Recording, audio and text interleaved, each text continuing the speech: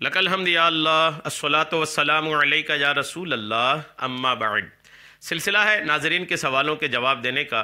नाजरीन अपने सवाल को वीडियो के कमेंट्स में लिखते हैं, हम जवाब पेश करते हैं। दीगर नाजरीन से अर्ज़ है कि आप भी अपने सवालात को कमेंट्स में ज़रूर लिखा करें। इंशाअल्लाह हम आपको भी आपके सवालों का जवाब पेश करने की सआदतें हासिल करेंगे। हमारी एक इस्लामी बहन ने इस्लामी बहनों के एतिकाफ़ के ताल्लुक़ से सवाल की थी। इस सवाल के जवाब में पहला पार्ट्स मैंने पेश कर दिया था। मसाइल चूँकि अभी बचे हैं तो दूसरा पार्ट्स भी मैं आपको पेश करने की सआदतें हासिल कर रहा हूँ। पहले पार्ट्स में पहला पार्ट जो ख़त्म हुआ था उसमें हैज़ के ताल्लुक़ से जो एतिकाफ़ के दिनों में इस्लामी बहनों का मामला है उस पर बात हो रही थी। तो उस पर बात हो रही थी, जहाँ से बात ख़त्म हुई थी वहाँ से आगे मैं शुरू करता हूँ। अगर औरत को हैज़ आ जाए तो उसका एतिकाफ़ टूट जाएगा। जी हाँ, अगर एतिकाफ़ में बैठी थी और हैज़ आ गया तो एतिकाफ़ टूट गया, अब आप बाहर आ जाइए। इस सूरत में जिस दिन उसका एतिकाफ़ टूटा है सिर्फ उस एक दिन की क़ज़ा उसके ज़िम्मे वाजिब है। जी हाँ, जिस दिन का एतिकाफ़ टूटा है सिर्फ उस एक दिन की क़ज़ा उसके ज़िम्मे वाजिब होगी। माहवारी से पाक होने के बाद किसी दिन बनियत क़ज़ा एतिकाफ़ कर ले। जब माहवारी से पाक हो जाए तो एक दिन के एतिकाफ़ की क़ज़ा कर ले।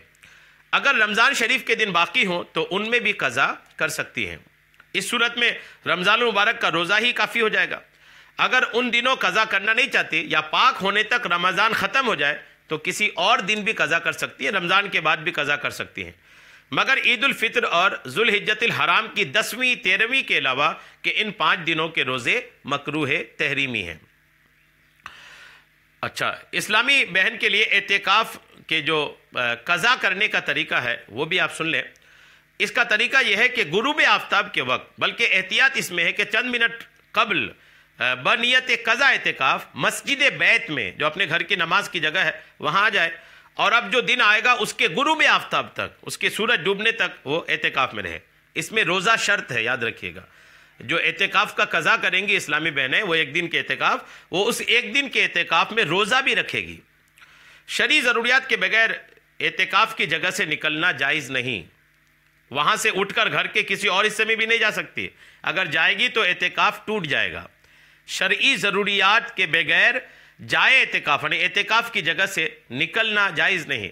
वहाँ से उठकर अगर घर के किसी और हिस्से में चले गए, घर एक ही है लेकिन रूम अलग अलग है, तो दूसरे हिस्से में भी अगर गई ना तो एतिकाफ़ टूट जाएगा। जिस रूम में आप एतिकाफ़ में बैठी उसी कमरे में ही आपको रहना है। इस्लामी बहनों के लिए भी एतिकाफ़ की जगह से हटने की वही अहकाम है जो इस्लामी भाइयों के हैं। यानी जिन ज़रूरियात की वजह से इस्लामी भाइयों को मस्जिद से निकलना जायज़ है, उन्हीं के लिए इस्लामी बहनों को भी एतिकाफ़ की जगह से हटना जायज़ है। और जिन कामों के लिए मर्दों को मस्जिद से निकलना जायज़ नहीं, उनके लिए इस्लामी बहनों को भी अपनी जगह से हटना जायज़ नहीं है। तो हाजत शरई हो चाहे हाजत तबई हो, जैसे पेशाब पाखाना है, इसके लिए एतिकाफ़ करने के लिए मर्द हजरात मस्जिद से भी निकल सकते हैं, तो वैसे ही औरत भी पेशाब पाखाना के लिए वो अपने एतिकाफ़ वाले रूम से दूसरी जगह जहाँ पर भी घर में बने हैं वहाँ जा सकती हैं। इस्लामी बहनें एतिकाफ़ के दौरान अपनी जगह बैठे बैठे सीने पिरोने का काम कर सकती हैं। सीने पिरोने का काम, सिलाई का काम अगर है आपका, अल्हम्दुलिल्लाह, तो आप सिलाई मशीन को अपने एतिकाफ़ वाले रूम में लेकर आएँ और फिर जो खाली वक्त है, आपका फारिग वक्त है, आप चाहे तो कुछ वक्त अपने उस कमरे में बैठकर सिलाई वगैरह का काम भी कर सकती हैं। घर के कामों के लिए दूसरों को हिदायत भी दे सकती हैं, मगर खुद उठकर ना जाएं। जी हाँ, घर के कोई और अगर काम है तो अगर घर की बच्चियों को बोलना चाहती हैं तो बोल सकती हैं, लेकिन खुद उठ कर के जाकर के नहीं कर सकती। जिस सवाल के जवाब में मैं ये रिकॉर्ड करा रहा हूँ, इस्लामी बहन ने सवाल की थी कि खाना कोई बनाने वाली नहीं तो क्या खाना बना सकती है? तो खाना तो बना सकती है लेकिन उसी रूम में बनाना पड़ेगा। यह है कि गैस वगैरह उसी कमरे में ले आए और आप उसी कमरे में बनाए खाना। सिलाई वगैरह कर सकती है तो खाना तो बना ही सकती है। बेहतर यह है कि एतिकाफ़ के दौरान सारी तवज्जो तिलावत, ज़िक्र दुरूद, तस्बीहात, दीनी मुताला, सुन्नतों भरे बयानात की कैसेटें सुनने वगैरह इबादत की तरफ रहे। यानी इबादत की तरफ ही वक्त गुजारें। चूँकि आप एतिकाफ़ में बैठ गई हैं तो जब एतिकाफ़ में बैठी हैं तो एतिकाफ़ की तरह ही रहें कि एतिकाफ़ में जितनी ज़्यादा आप खुदा की इबादत करेंगे उतना आपके लिए बेहतर होगा। तो बेहतर तो यही है कि ज़िक्र दुरूद, तस्बीहात, नमाज, तिलावत, इसी में ही अपना वक्त आप ज़्यादा से ज़्यादा बसर करें। یا رب مصطفیٰ ہر اسلامی بہن اور اسلامی بھائی کا اعتکاف قبول فرما اور اس کی برکتوں سے مالا مال فرما، اور اللہ کریم ہم سب کو بھی اعتکاف کی برکتیں عطا فرمائے۔ اعتکاف کے تعلق سے مزید بار شریعت کے میں جو صدر الشریعہ نے لکھا ہے وہ بھی میں آپ کو عرض کر دیتا ہوں۔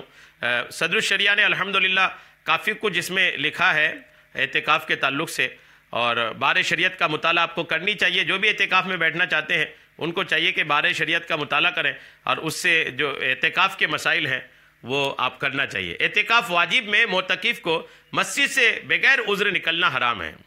یہ عورتوں کے تعلق سے یہ بھی ہے کہ عورت نے مسجد بیت میں اعتکاف واجب یا مسنون کیا تو بغیر عذر وہاں سے نہیں نکل سکتی۔ اگر وہاں سے نکلی تو اگرچہ گھر ہی میں رہی اعتکاف جاتا رہا۔ اعتکاف میں آپ نے سنا کہ ابھی چونکہ ایک مسئلہ بیان ہوا کہ مرد حضرات جہاں نکل سکتے ہیں جن وجہ سے تو عورتیں بھی نکل سکتی ہیں، اور جن وجہ کی وجہ سے مرد حضرات نہیں نکل سکتے ہیں تو ان وجہوں سے عورت بھی نہیں نکل سکتی۔ تو یہ آپ سن لیں کہ کن وجہ سے نکل سکتے ہیں اور کن وجہ سے نہیں نکل سکتے اعتکاف والے کمرے سے۔ مسائل کیا ہے دیکھیے، اعتکاف کرنے والے کو مسجد سے نکلنے کے دو عذر ہیں، دو ایسے عذر ہیں جس کی وجہ سے مسجد سے نکل سکتے ہیں۔